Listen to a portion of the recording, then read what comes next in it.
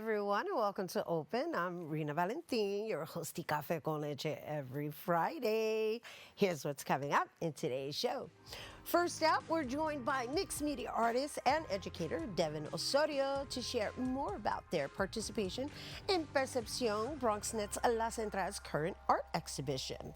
And after that, we speak with Latina filmmaker Michelle Salcedo about her new film, Switch and Bait, which just premiered at the New York Latino Film Festival.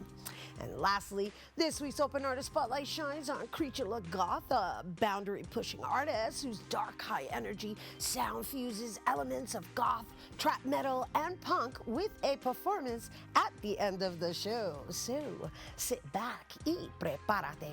All this and more is headed your way because now we are officially open.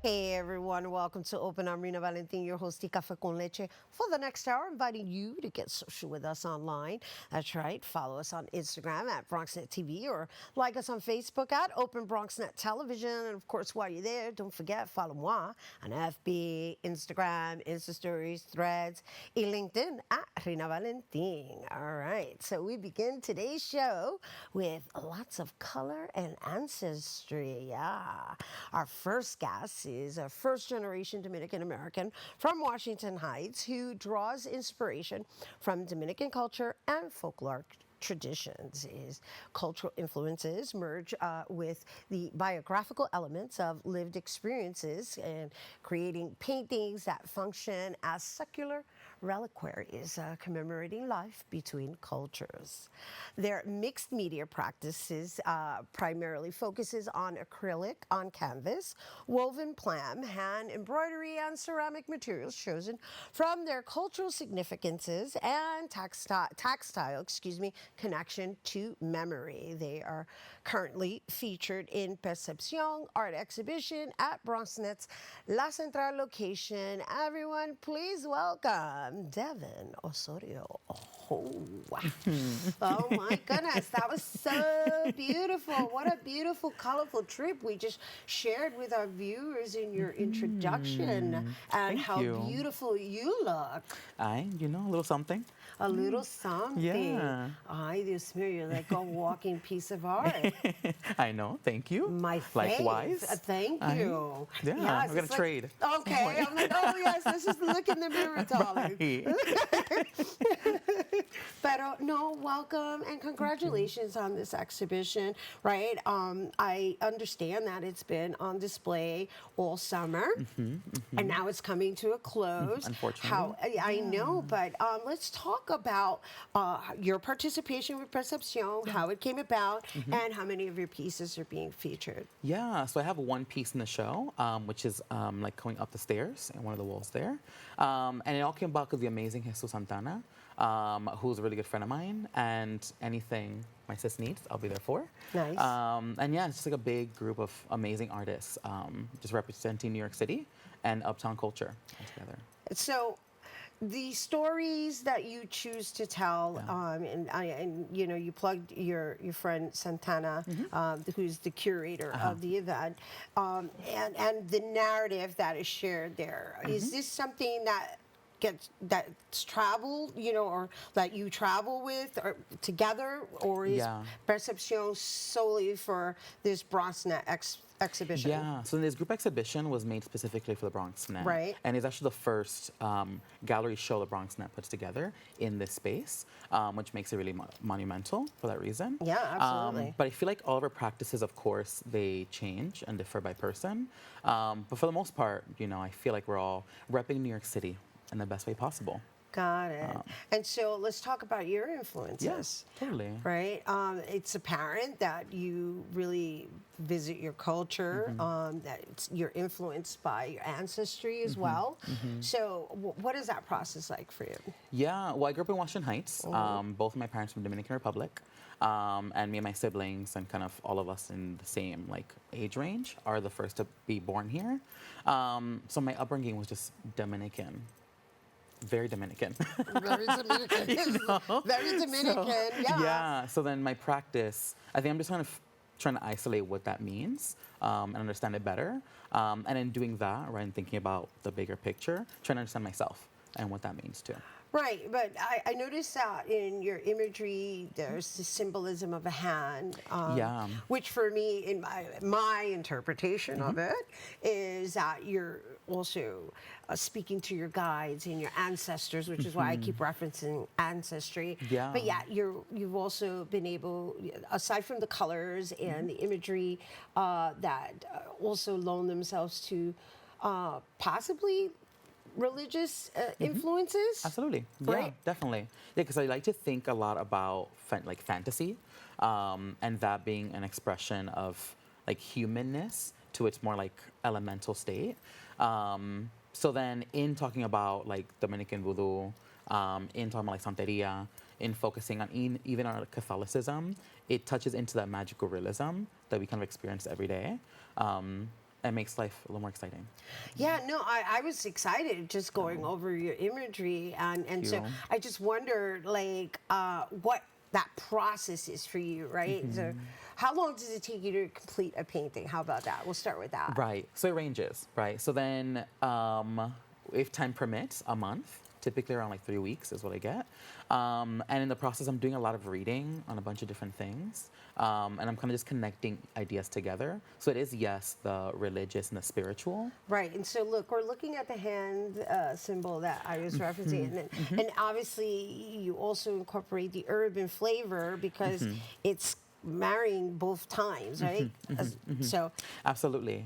it loans itself to like, oh, we're in the island, but yeah, we're also in New York. Yeah, I do like to play around with these like liminal spaces where, yes, it's Washington Heights and Dominican Republic, and specifically thinking a lot of like San Jose de la Mata, where my family's from, but also within like real life, right? And like the spiritual. Nice, nice, and then there's the again going back to the hand and the guidance and the colors, and so talk to me about the different, I guess, offers that you provide, because I don't even know if I'm using the right language, but you do, when you say mixed media, you're doing canvas, you're doing what else? Right. So I also paint on woven palm. Right. And I do embroidery and ceramics. Right. And I just combine them all together.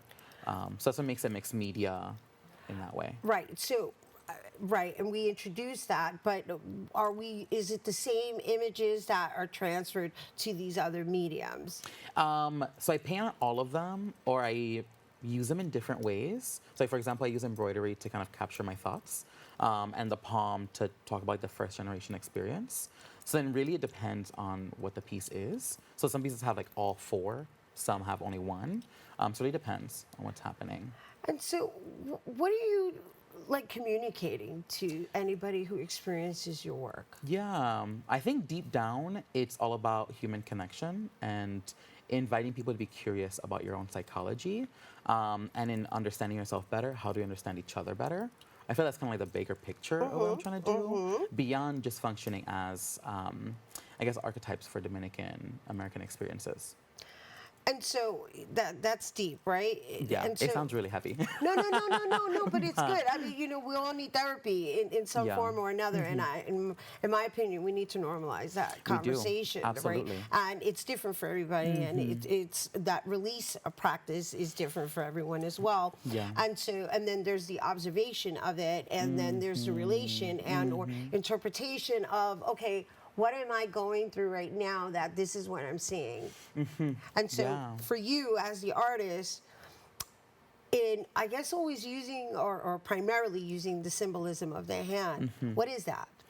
So I think, of course, it kind of all began in becoming obsessed with La Mano Poderosa and that Catholic image of having these apostles on every finger, but also us as creators that, and like beings that have hands, right? Like what does that mean in conjunction?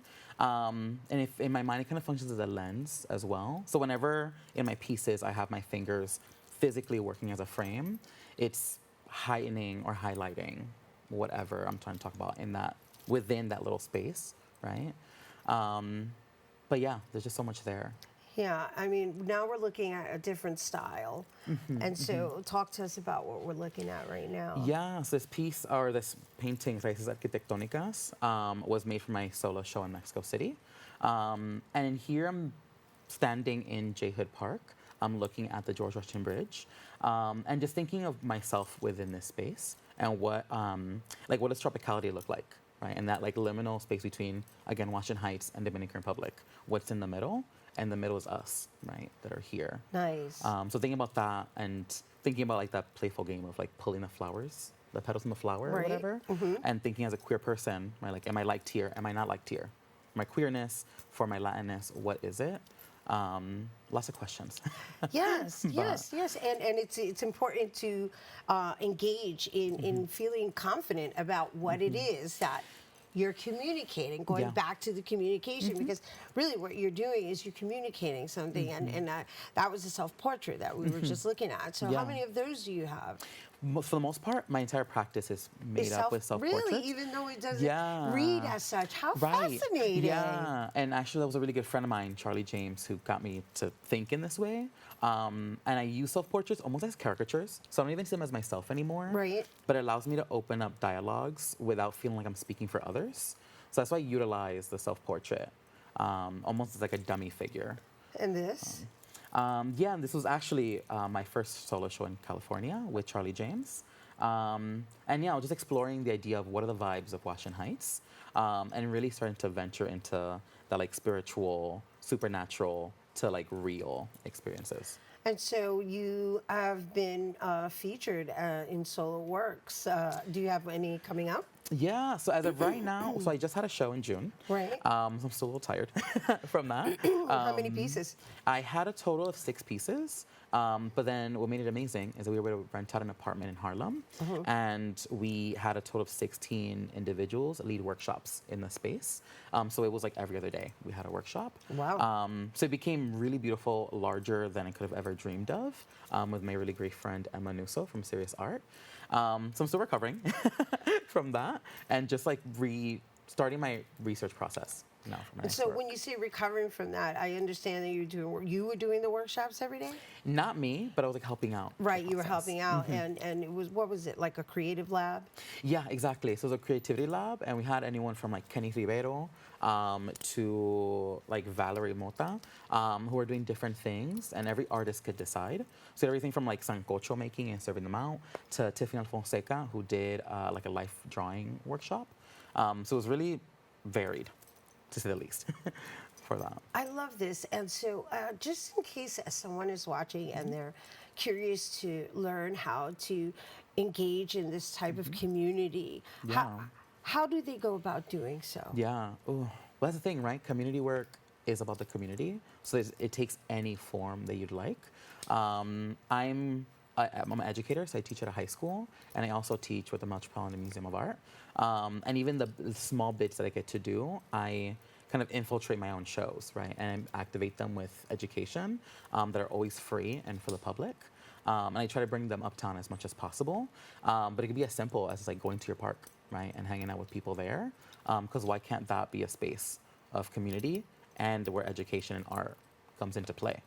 I love that. Oh my gosh, how welcoming, and you know, I love that you're presenting it in this way of like, as I am.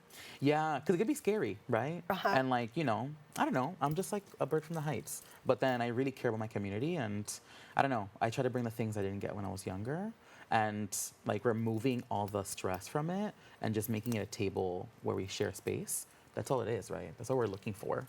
So let's not complicate it. Exactly. So altogether, how many pieces do you have that travel? That travel? Yeah. Ooh, with the show, well, with Percepción, 1. Yeah, but altogether. And, I don't even know. Really? It's like that? I'm a Virgo, I'm crazy. I don't know how to stop. Tell me the truth. We're on the truth table. ¿Quién sabe? I love it. Yeah, really? You're not even going to like give me an estimate. Okay, so in Mexico, okay, let's get into it. In Mexico, I think I have like 50 pieces, Wow. potentially. In New York, I think like 15 or so. And the ones that like are not sold and are like Right, they're just available they for travel. showing. They travel. But yeah, Yeah, that's what I have for so now. that's 50, 60, around Por ahí. 670, por ahí. They're available to show around. Right, Yeah. they're available to show around, and I think it's important that we mention that because your work is definitely it's definitely inviting, and there's something very soothing about it too. Thank you. Yes. Yeah. No, thank you, and congratulations on being part of Percepcion and all of your other tours. And Thank you. we're so happy you brought it here. Devin Osorio, everyone. And once again, if you're interested in learning more about Devin and their artwork, you can go to devinosorio.com or visit them on IG at Devin Osorio. However, Percepcion Art Exhibition, the closing reception and artist talk, is taking place on Tuesday, September 30th from 6 to 9 p.m. at BronxNet's La Central, located at 441 Westchester Avenue. You must RSVP, and you can do so by going to eventbrite.com/percepcion. All right, stay tuned. There's more open when we return.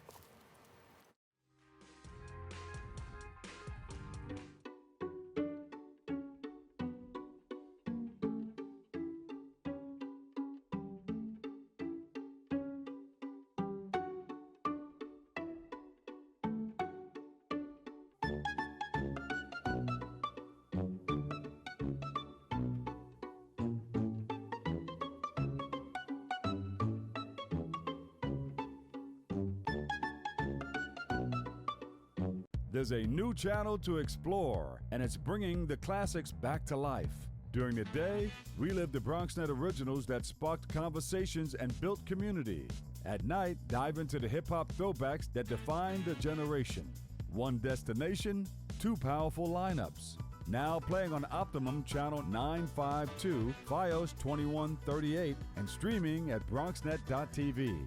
BX Legacy, where history meets the moment.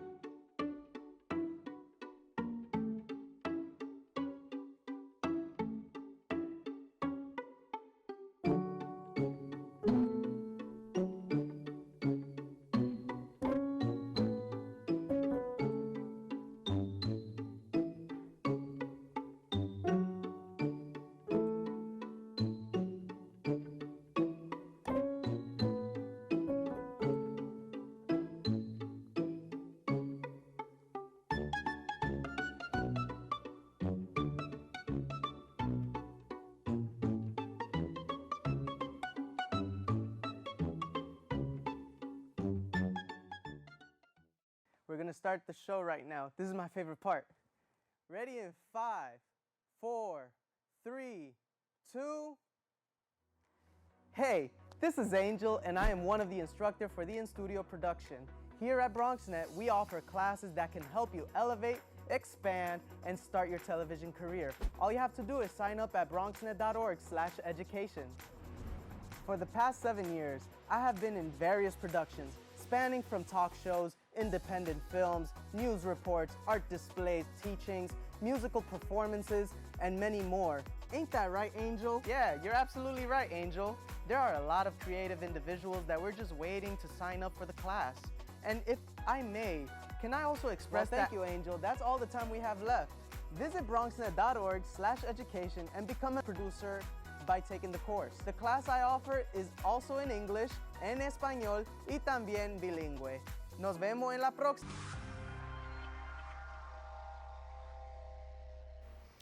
Hey everyone, welcome back to Open. And next, if you love action films, we've got a treat for you. This multi-million-dollar action feature film was shot on location at Belgrade, Serbia, and and it's starring 2 female leads. That's right. The story is about a strong-willed detective who must drive a key witness back to Detroit and protect her from the drug lord who wants her dead. Let's take a look at Switch and Bait.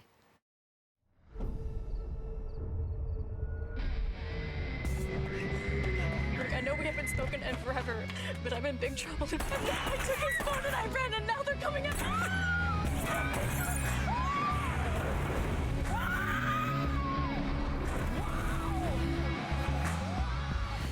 Gloria? You're on your ride to Detroit.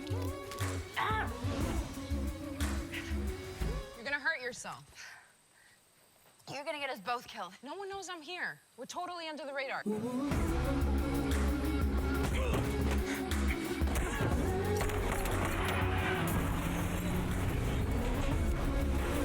That's how you stay under the radar? What the hell made you snap like that? Cop stuff. So you blow up a gas station? I mean, I'm not 100% pleased with how things turned out, but at least we're alive. Yo, you good? I've been better. It doesn't make sense. He had a knife, he blows you a kiss, and then you freak out. Jinx. I'm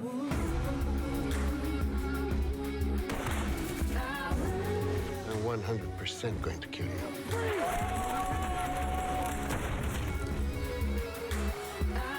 I got a plan. You just sit back and enjoy the ride.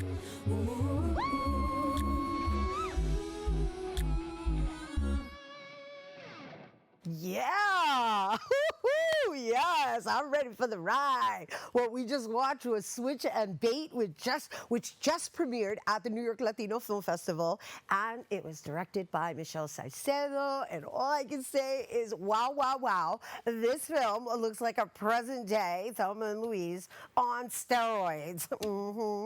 All right, and guess what? Here to share more, we welcome current Sundance Director Fellow and Ride Back Rise Fellow and Netflix Women of Color Incubator.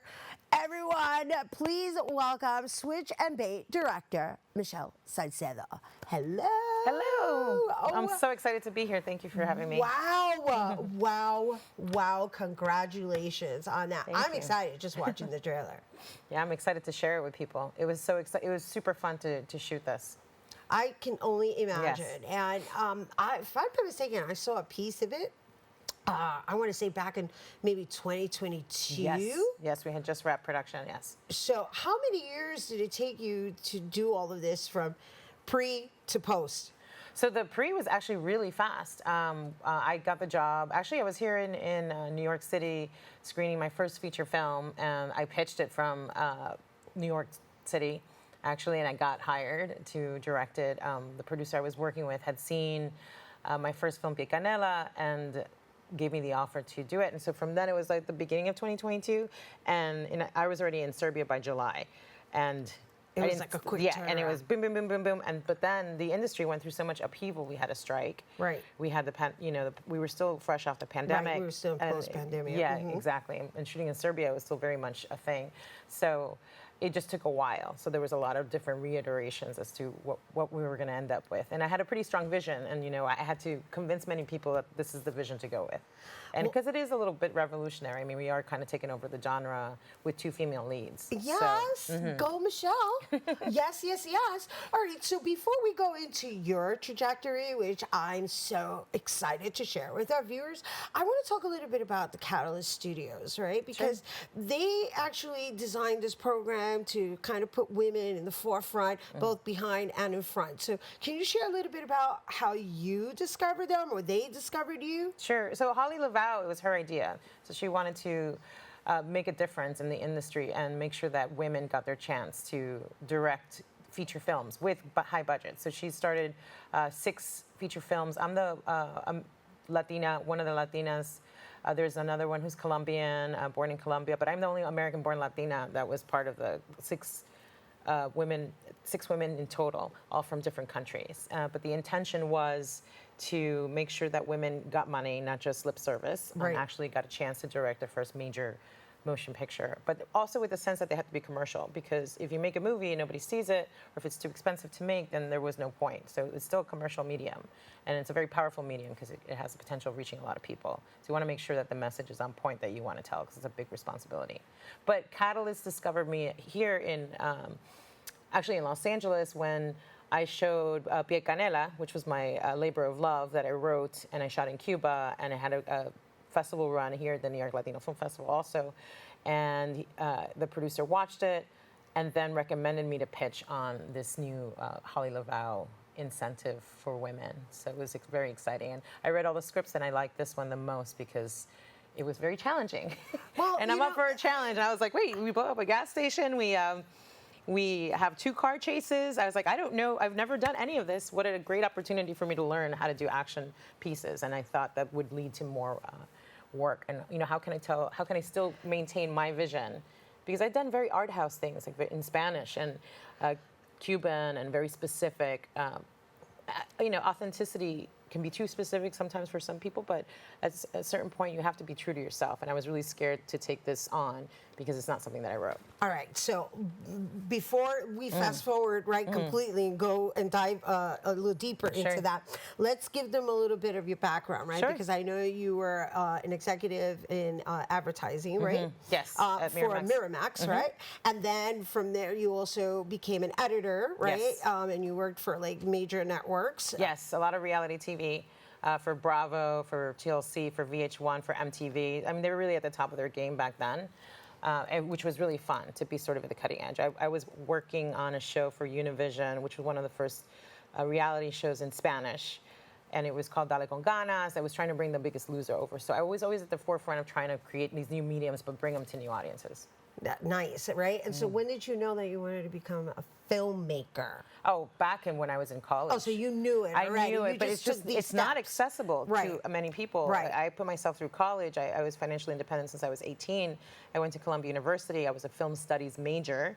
I could not afford to go to grad school because with film studies major undergrad, there's a financial aid package that you can have, but not for grad school. So I started working. I actually skipped my graduation to go to the Cannes Film Festival. I got my first job at Miramax there from the hustle.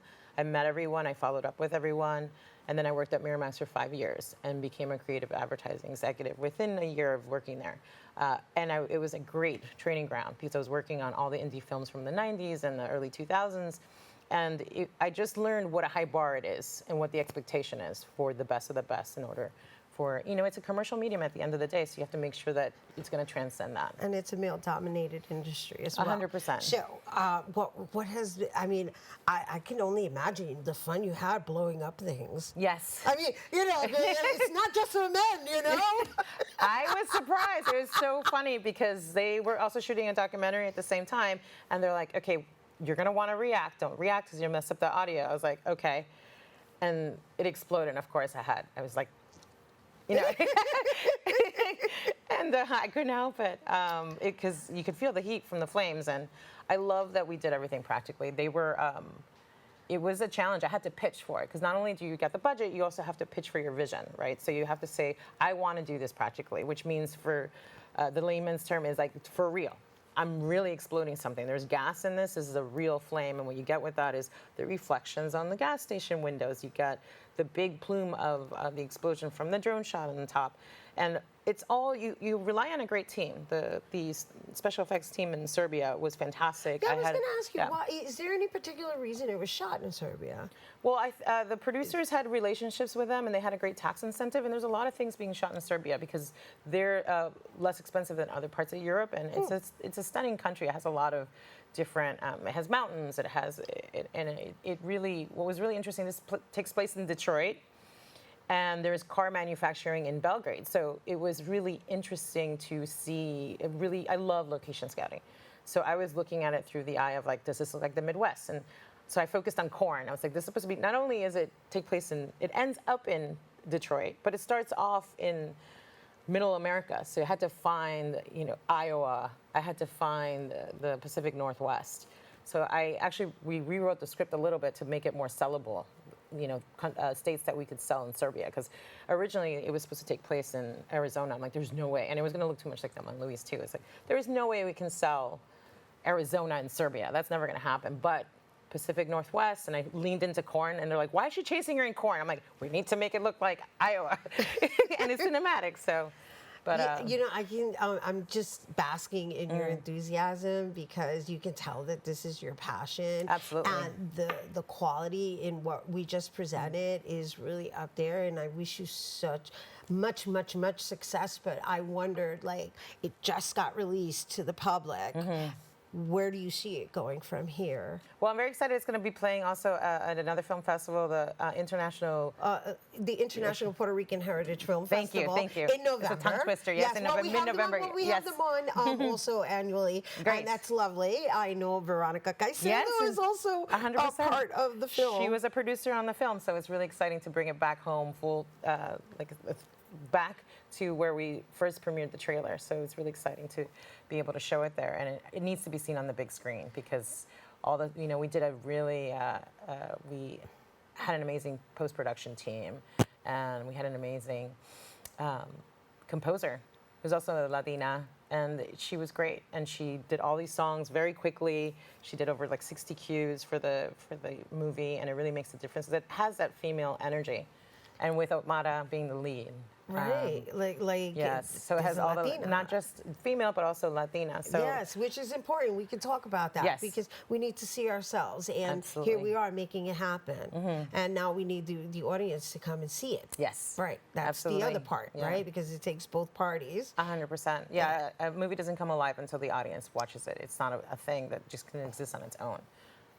And so I know later you're talking about it possibly being accessible through streaming services. Sure. Yep. But first you're doing the film festival circuit. Absolutely. And then there's the other part to your film that kind of loans itself to having a little bit of a comical flair inside of it. And that's an interesting marriage to kind of put out there, being your first feature action film. Yes. Absolutely. Yeah, it is a bit of a hybrid of forms. It definitely has a lot of comedy. There's a lot of great banter that the two of them improvised. They really hit it off since they met. They didn't know each other before filming. We didn't have a lot of time for rehearsal. So OT really had to learn how to, and she's great. She's just a natural. And so is Katie. They were just joy. I was always in awe of watching their performance. So it was incredible. And it was a huge ask. It was a heavy lift. The script was originally written for a man. In the lead role. It was a 40-year-old white man, and I had the idea of making it a Latina cop because I thought it was something fresh that hadn't been shown before. And two women, a Latina cop protecting another woman. And what I loved about two is to not change the script too much. Because Alien did that. It wasn't written for a woman originally, and when Sigourney Weaver took over. They didn't change the script at all, and that was sort of the approach I wanted to take. Like I was like, I always tell her, you were the best man for the job, and because she kicks ass, and she really brought it home, and she carries the film. Nice. I'm excited, and I'm so excited that we're able to share it with our viewers first. Thank you. Yeah. Yes, this is the first interview I've done for it, so I'm very excited about it. Thank you. Thank you for having me on your show. This means a lot. Absolutely. And thank you for bringing here to our viewers, to our gente, and see, look, we're in it. Absolutely. And that's one of the things I want to do is I want to give back because I was in that, back when I went to that Cannes Film Festival in 1997, there was no one hustling. There was no Latinos there. There were no women hustling to become directors. And I was meeting with Wim Wenders. I was meeting, I went to all these premieres, and I got my job at Miramax because of the hustle, but I don't want it to be this difficult for other people. And I want it to be just common, and I'm just a director. I'm not a Latina director, I'm not a female director, I'm just a director. I want to get to that point where parity isn't so terrible that we have to point that out. Right, or that roles are I guess, non-binary. Yeah, absolutely. Yeah. 100%. Yeah. It's about the story and less about it should be a reflection, the cast should be a reflection of our world, the world we live in. And we have a beautiful multicultural world. Yeah, we do. And we're so excited for you, for Switch and Bait. I mean, that film looks super exciting. I can't wait to see it. And like you said too, it's like I like talking about social issues but in Trojan horse it, in a fun film, because everybody wants the nuggets, nobody wants a didactic explanation about representation. No, just make a movie, make it fun. and have a good time with these girls. And empower women in the process. Yes, 100%. Just saying.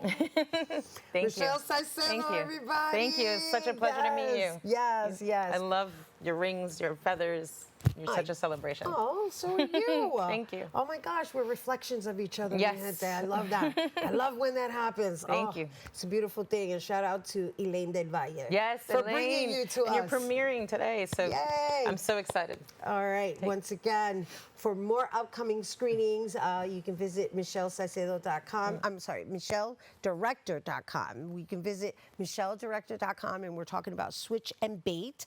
And you can also follow her on IG at Michelle Salcedo Farnham. And bueno, after that, stay tuned because our Open Artist Spotlight is coming up next.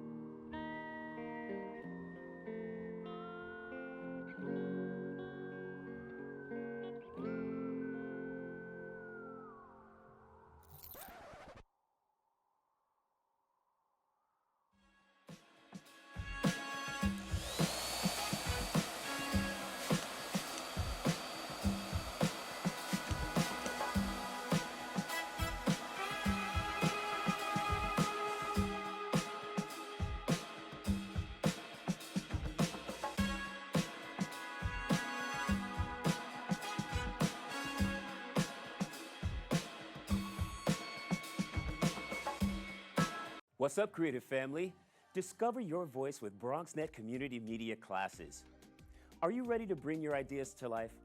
At BronxNet, we offer television production classes for community members ages 18 and over, empowering you to share your vision with the world. Get certified in field production, in-studio production, and our new exciting addition, podcast production. Once certified, you can create your own show to air on one of our 6 TV channels. It all starts with our free Unleash Your Ideas Masterclass, designed to help you plan your show idea and set you up for success on your production journey. This class is offered at the beginning of each month for your convenience. Our dedicated BronxNet team is here to support, encourage, and uplift you every step of the way. Join us and become a part of the creative force that engages and inspires the Bronx community and beyond. Sign up today and start your media journey with BronxNet. Visit bronxnet.org/education to learn more and register. Let's create something amazing together.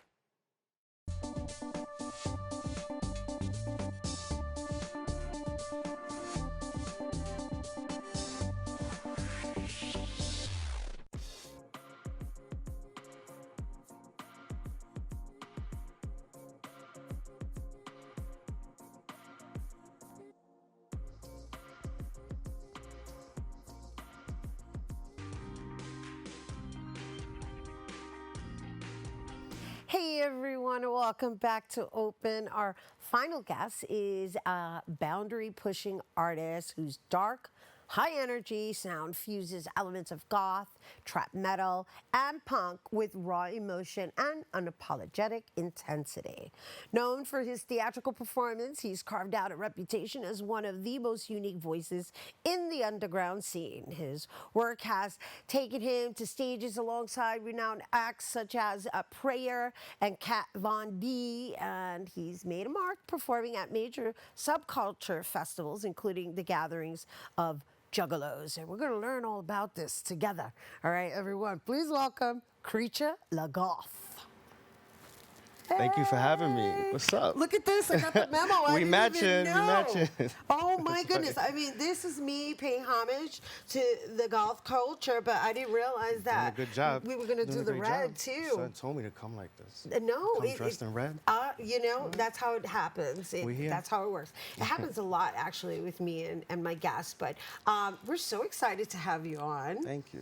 I'm excited to be on. Oh, my gosh. And we're so excited to share with our viewers perhaps some insight behind this genre, and or even I want to learn more about how one gets into it, right? So, like, at what age did you become intrigued? I've been doing music in some form since I was a teenager. Right. I've been in and out of bands. Like, I used to be like in a deathcore band. I used to do vocals, you know, and growing up, listening to different music, fusing different music, it brought me to like punk and goth and those type of scenes. And I've always been in love with that. I've always been in love with rap as well, because I started off making like really like intense like death metal, deathcore music. And then I got a little bit, I don't want to say softer, but more like just into different genres. And when I started making like trap metal and dark wave music, was probably like 4.5 years ago. And I decided to add the screaming element because I grew up in and out of hardcore scenes, in and out of metal scenes. And I just felt like the way to stay more authentic to myself was I had to add those screaming vocals. Because I wanted to like embody the trap and rap genre, but also like... Okay, can you educate us though a little bit on the trap? Like, I want to understand like how to differentiate them. I have an idea, but in case someone who's watching is completely unfamiliar with the fact that you are fusing it, can you give us the distinction between each one within the genre? What I'm doing specifically is hard to like put in a box because there's so many things. Right. But like there's a whole bunch of subcategories within like, I guess, alternative music. There's punk, there's like goth, there's metal. And like metal is more like, there's different types of metal if you want to get into that, you know? But like traditional metal is just like more screaming, fast-paced things. Punk is like the dudes that you see with the spike hair, spike vests and stuff like that. Right. And like, it's more of a, So I mean, it's it is culture, and then there's the music. Yeah, so like the music is more like, it stems from, you know, well, punk specifically from like a gritty background, you know, coming from like a lot of, I don't want to say like scummy, but like bringing beautifulness out of scum. Okay. You know? And like, it is a fashion-based genre, but I don't want to make it solely that, you know, specifically punk. So like, I feel like being punk is just going about your life unapologetically, being yourself and fully embodying whatever you went through in your life, you know? And, but yeah, some of these genres are obviously like fashion-based, and I don't want to say fashion-based, but like, you know, visually based, you know, and that's how you're able to distinguish, oh, that's a punk, oh, that's a goth, you know. Goth is more like beautiful and elegant. In my personal, like, you know, that's how I classify it. It's like more beautiful and dark. Punk is more like gritty and like rugged.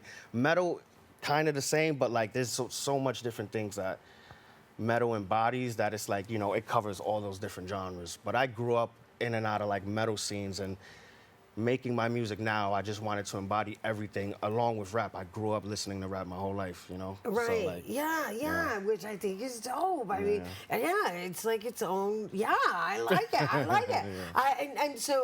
And then there's this vampire fascination. Like, can you please educate us and help me out with this? Because you exercise it too. I saw it. Yeah. I saw it on your Instagram. Like the look, the culture. Like, help me out here. I've always been like intrigued by, you know, I grew up with some of my favorite movies, Queen of the Damned, The Lost Boys. I've always been into like the idea of what a vampire is and how dark and mysterious they could be, elegant as well, you know, and I feel like that also goes into the dark, like the goth scene specifically. You know, the spiritual aspect is like a whole different conversation and a different story, you know, but I just feel like, you know, gaining energy and using that to fully embody what you want to do on stage and the type of frequency within music that you want to create, you know? So, yeah, that's that. So I read somewhere a statement by you, which I hope also clarifies things for anybody who's not necessarily into the genre, and because it could very easily be mistaken as like a dark, you know, worshiping, right? But I read somewhere that you said demons respect me. So can you elaborate on that?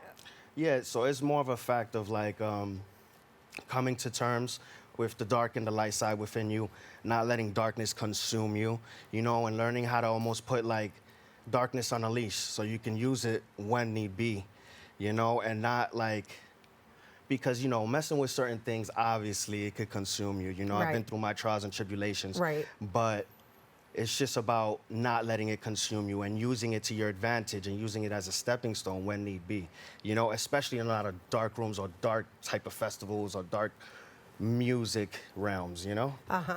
Yeah. Yeah, well, you said the key word. It's a word that I live by, and that's balance, right? Balance is so important. It's key. But you can't really, it doesn't exist unless you recognize both sides. Agreed. And so, but unfortunately, people either go extreme to one side or the other, and neither is right. You know, neither is correct. And it's different for everybody, though. Right? Meaning the balance is different for everybody. It looks different. Everybody wears it differently. And so I'm saying all of this to say that it's so much more pleasant to exist in life coming from that non-judgmental lens and understanding that everybody's balance looks different. Yeah, for sure. I mean, I am in love with the more darker aspects of life and spirituality and things of that nature. That's why I dress like this, I look like this, I make this type of music and this type of frequency, you know, sonically, and but yeah, it's not. It's all about. His own, but but you said something about like, oh, I went a little too extreme, and then I realized I have to like balance. It is all about balance. It is. At the end of the day, you have to. You can't like lose yourself in certain things, and that goes with anything in life, you know.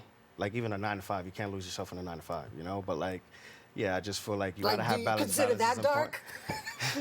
No offense to my 9 to 5. No, hell no. Like, all right, I don't consider it dark. I just feel like the people above are in a dark realm and they're trying to create workers in a sense. But like, I have nothing but utmost respect and love for people that are like breaking their back and like trying to make a living every day and doing their thing, you know, because it's like there's nobody stronger than like the mom working to like support 2, 3 kids, you know, and like being there like through thick and thin and not having time to herself, you feel me? It just sucks that like, you know, so many people end up falling into that, and then like there's people higher up that like just, you know, don't give. They disregard it. They disregard it and they don't care about like the. So would you say this is me inventando? Would you say that you create music for those working moms like? I mean, hey, listen, like, hey, if you wanna go work your job, come to one of my shows, let's do it. You feel me? I'm here for you too. I'm here for everybody. No, I'm saying like to rebel, you know? It's like, you know, if the kids are asleep. Screw the system. Like, yeah. Screw the system. Or like let loose after like you just finish like dealing with everything that you dealt with on that daily basis, you know, on a daily basis. Like come to my show, let loose, and you're able to like let go for a little bit. Like, whatever. So talk to us a little bit about what you're going to be presenting in our spotlight today. So I'm going to be performing a song called Evil Eye, and what that represents to me is like sort of like a protection, you know, like telling people like, I'm going to come at you with love. I'm going to come at you organically, authentically, as much as possible, you feel me? And not on a crazy, weird tip. So, like, don't come at me like that. And it's just like a warning, like, just don't, you know, don't be judging. Let's move out of love the best that we can, you know? And as long as we do that, there's like, you know, we're good. we're good. yeah, like we're good.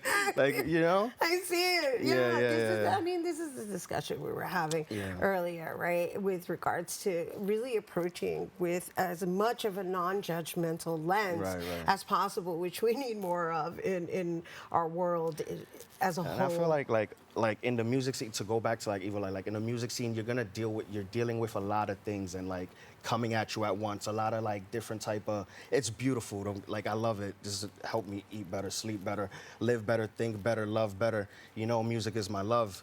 You know, but like the industry and what comes with being within that realm, there's a lot of things coming at you. So I feel like me making certain songs is almost like a protection. You feel me? Like almost like a spell, and this is you're one of putting those. out the frequency because Yeah, that's yeah. what music does. Yeah, of course. Yeah, it transmits frequency. For sure. Right, and so when you're doing it intentionally. So before we Exactly. go, I mean, not that this is important, but I do want to know: are you Latino? Yeah. Yeah. Yo soy puertorriqueño. Yeah? Yeah, born and raised in South Bronx. Yeah. Yeah. Prospect. Prospect actually like a block away from where Fat Joe grew up at. You know, so like that kind of hit home. I do say that because I'm appreciative and grateful for that. Right. You know, like that's big. Ooh, you did not just say that. It's all good. No, but that's huge for me, you know, like growing up around that type of environment because it builds you, you know. But yeah, like there's nothing like New York, there's nothing like the Bronx. And I feel like like I was saying to some of my friends earlier, like if you born and raised in the Bronx, you're built to go like anywhere in this world, in my opinion. And we come in all different colors, right? Yeah, for so sure. I asked you that just because it's like, well, this is the genre that called you, and Right. here you are. So look, we're celebrating Hispanic Heritage Month a la Goth That's right, style. that's Hueva. right, that's right. All right, you guys, stay tuned. Kreature the Goth is gonna perform his single "Evil Eye" on the other side, and you don't want to miss that.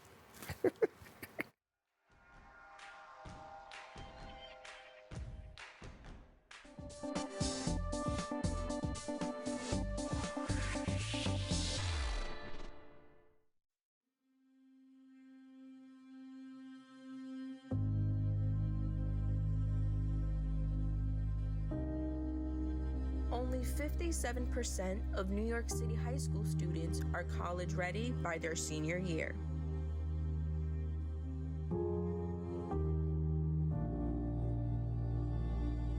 "55% of high school graduates either have no plans to attend college or are uncertain that they will ever attend.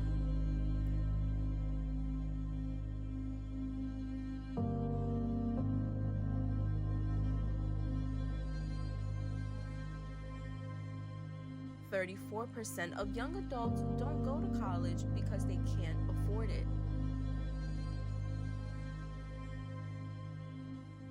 Discover what's possible.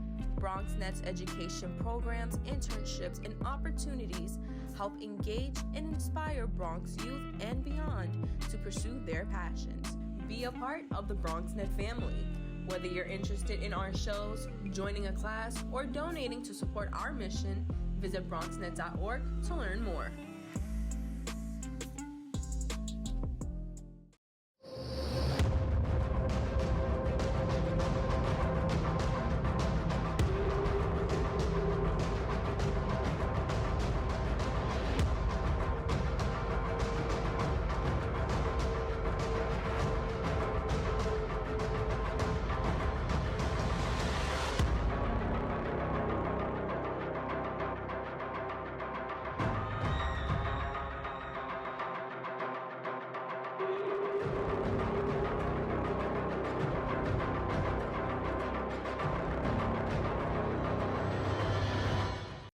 "19.7% of Bronxites currently experience food insecurity. Meanwhile, instead of these nice, colorful foods, this is the best food that they have access to. If this sounds like you, there are a bunch of resources to get healthy food for free or cheap. If you want to help, you might consider donating or volunteering in one of these places. Community fridges like this one are all over the city and allow New Yorkers to conveniently donate extra food to people who might need it. Go to this link and find your nearest one. Food banks and pop-up events like these provide millions of healthy meals to families in need. These organizations are distributing meals to Bronxites as we speak and are always accepting donations and volunteers. Hey everyone, and welcome back to Open. Here now to perform Evil Eye. Let's give it up for Kreature La Goth. Oh.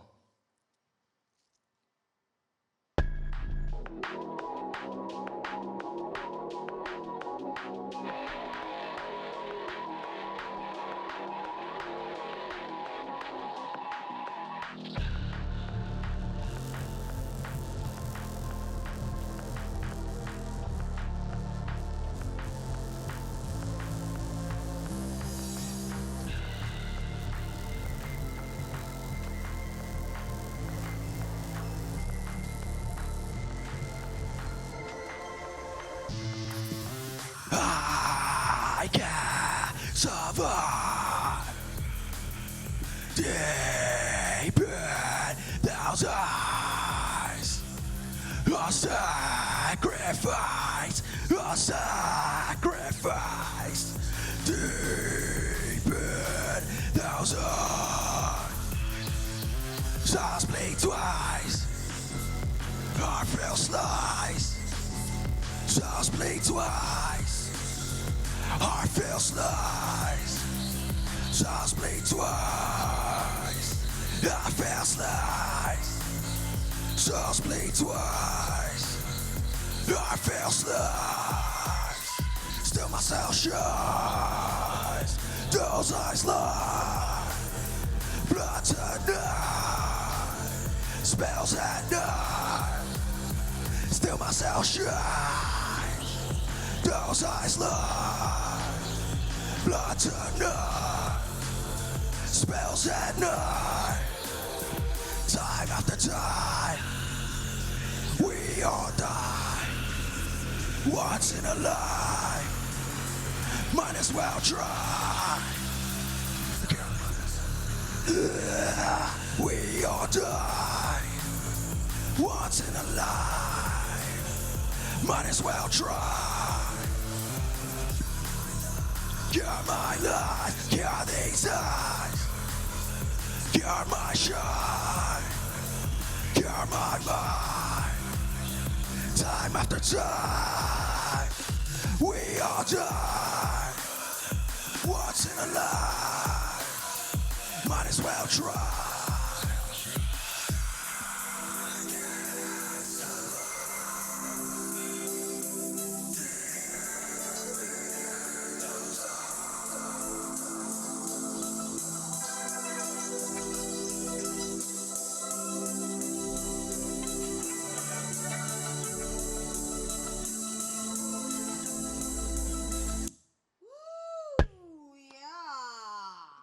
Aha, aha. I'm like, Wepa, what were you saying? What were you saying? Kreature La Goth, everyone. Oh my. I'm like, hello. Once again, that was Evil Eye. And Evil Eye is available on all streaming platforms. I hope you like that flavor. It's a little different for us here on Friday. And once again, for more information, you can follow him on IG at Kreature La Goth. That is our show today, mi gente. Con mucho colores. Thanks to all our guests for coming through and to you, our viewers, for tuning in. If you missed any part of the show, you can check out this episode throughout the weekend and 24 hours a day at BronxNet.tv. I'm Rhina Valentin, and from all of us here at Open, may the universe provide paz, prosperity, y amor. And bueno, happy Hispanic Heritage Month, mi gente, a la Goth style. Nice, nice.